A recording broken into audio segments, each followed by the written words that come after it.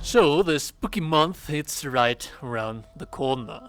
It's a nice idea to keep playing Vampire on Baldur's Gate. Remember that this comes from the mod manager, so with patch 7 coming on consoles soon, this should also be available on consoles soon as well. We have already built a similar character to this one. This is going to be a Berserker version of the Vampire Knights that we have already built, and pretty much the template or the idea is going to be the very same one in between these two guys. However, this is a little bit more aggressive, and this guy is going to be taking more damage. Your enemy is going to punish this guy a little bit more. However, this is going to deal a little bit more damage, and this is going to be out healing things that much better than the regular Blood Knight. So remember that this is the Blood Mage from the mod manager. Very easy to acquire. There's not too much that you need to have in mind when you're leveling up this character. This is a very, very beginner-friendly character class. The only main thing that you do want to have in mind is that leveling your character if you're starting a brand new playthrough with this Vampire Berserker, or if you're already on the endgame, how should your character should be looking like when you're leveling up and on the endgame. And remember that when it comes to itemizations, I already have the itemization guide for each specific guide or act that you are at that time when you're leveling up. What is it that you should be getting, so on and so forth. So as you're leveling up, your main focus is going to be Constitution and Strength. Constitution is going to sustain concentration. This class requires quite a bit of concentration. Your main means of damage is going to be coming from Strength, but also your armor class is going to be coming from Strength because of one character feature that this character has. And then it's going to go to Dexterity, Intelligence, Wisdom, and Charisma. As you reach the endgame and you're able to receive certain items that we're going to be using on the itemization, remember this is for leveling up. As you reach the endgame, we're going to tone down our strength to the maximum, our constitution to the maximum, and then our next focus is going to be charisma, and also either, it depends on to you if it's intelligence or dexterity. Why is that? Dexterity is not going to give you that much of armor class. It's going to, well, it is going to contribute to your armor class, but intelligence is going to contribute to your proficiencies. So either of, depending on your needs, that's going to be just fine. Just have in mind that these two guys right here, these are going to be the focus, and then you have some leftovers to have a little bit more of saving throws when it comes to intelligence, wisdom, and charisma. My ultimate advice is for you to have it right here. When it comes to skills proficiencies, we have charisma right here because vampires are naturally charismatic characters. And they also have knowledge and history and religion. So this is just for roleplay value, but you have proficiency on persuasion. You also have expertise and proficiency on religion. And then the final one, I should like to say that you might even have it on history, because if you're a vampire, or you're also very perceptive as well, so investigation as well. These guys come from intelligence. Religion, I believe it also comes from intelligence or wisdom. Yeah, it comes from intelligence. Now, when it comes to the spells that you'll be using, my advice is that you use something that it doesn't break concentration, because you're going to be using concentration for one specific spell that you have with this character that will touch base later on. You don't really need that much knowledge about the spells for this character. I am going to guide you through which ones are you going to be using mostly 100% of the time. So at level 2, you get one of the main things of the bread and butter for this character, which is the class feature Sated by Blood. What this does is that it heals you whenever you kill things, and it's going to heal you depending on your proficiency bonus from your constitution. At level 3, we can select our subclass, which is going to be the Blood Reaver. This is basically a barbarian, but it's a vampire barbarian.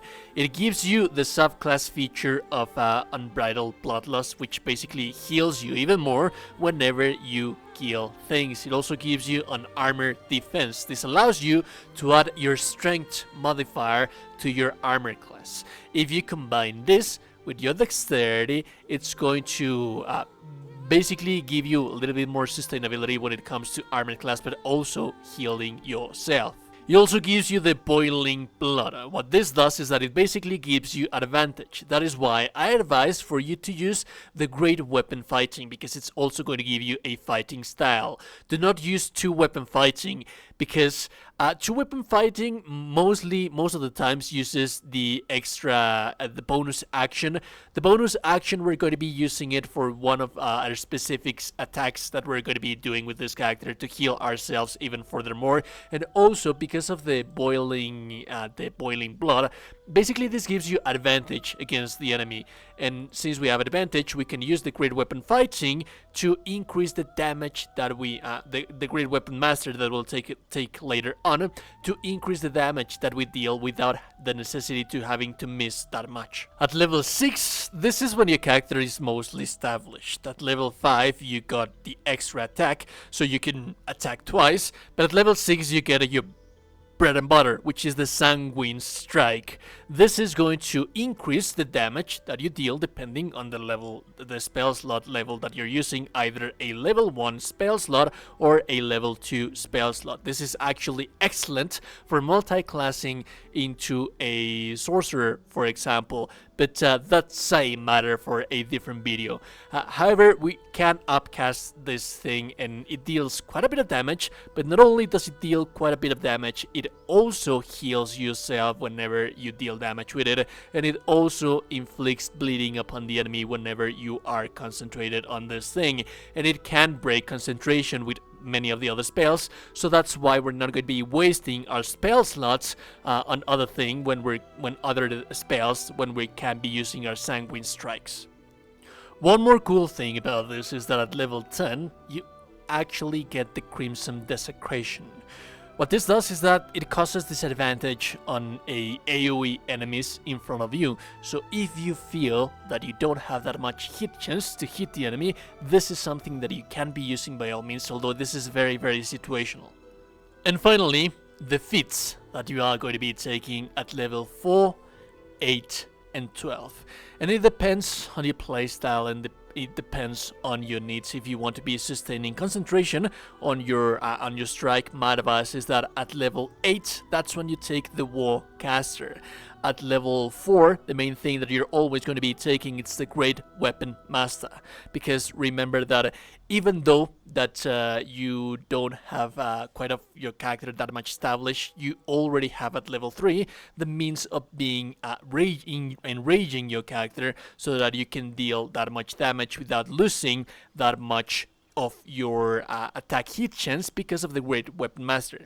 The final thing that you'll be taking, it's going to be Savage Attacker, because this is basically more free DPS. So the itemization for your vampire right here, remember that there's items that you should be picking up throughout the rendition of the playthrough linked on the video description.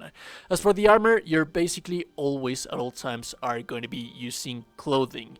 Like I mentioned, the dexterity doesn't matter that much because it doesn't stacks with your armor. The thing that it's not that cool is that you have a lot of clothing for barbarians on Baldur's Gate 3. However, they are not going to benefit from the rage. They benefit the rage skills. You do have somewhat of a rage skill, but it's different than those. So yes, just basically any armor, or if you don't want to be using clothing, then don't use clothing. It's not going to be consequential. Just have in mind that as for the helmet, you actually use something that doesn't intervene with your armor, because if you use, for example, the Valduran armor, this is going to intervene with your armor class and it's going to count as armor, and you will see that down there your armor class has been diminished to 15, so you want to be very, very mindful about that. As for the globes, the gauntlets of heal giant strength, the hell dust boots, like the strange conduit ring, remember that we want to be concentrated at all times, the killer sweetheart, to have critical hits on the Immense, and then the Amulet of Greater Health. As for leveling up for the Axe 1 and 2, remember, check the video description for suggestions for that. The weapon you can be using on the endgame, the sword, the Valorant Greatsword, which is ideally going to have a little bit more damage. However, we are basing our character right here on being a vampire, and this guy right here, the Sword of Chaos, this actually hits you 1 to 6 hit points whenever you deal damage with it, so it basically goes hand in hand with the thematic and theme of the character. Now when it comes to gameplay, it's actually very simple. You're going to be using Boiling Blood at the start of the combat, and this says that it can be active until the long rest. What this does is basically it gives you advantage to every single one of your melee attack rolls. However, it deals damage to you, damage that you are going to be healing back whenever you deal damage and whenever you kill things.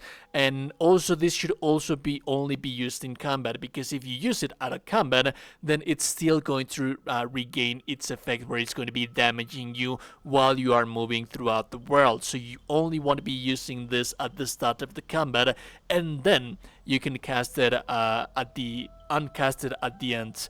And then the main thing that you're going to be using most of the time is going to be the Sanguine Strike. I do not advise for you to use any other spell, because this is your lifeblood, this is your living essence, this is what deals the most damage out of your character, and it's also going to be healing you. You don't have that many spell slots with this character, so you won't be saving your spell slots, your level 1 spell slots and your level 2 spell slots, to be using Sanguine Strikes to be healing whenever you want to be healing. And that's basically the gist of everything. Like, you don't have to use that much more. As you can see on the rendition of the gameplay, yes, you can take a little bit of damage whenever you don't have that much armor class or you're fighting several enemies at once, but you out-heal them, so you don't really care about receiving damage, because you deal quite a bit of damage by yourself and you out-heal every damage, any kind of damage that they can deal to you.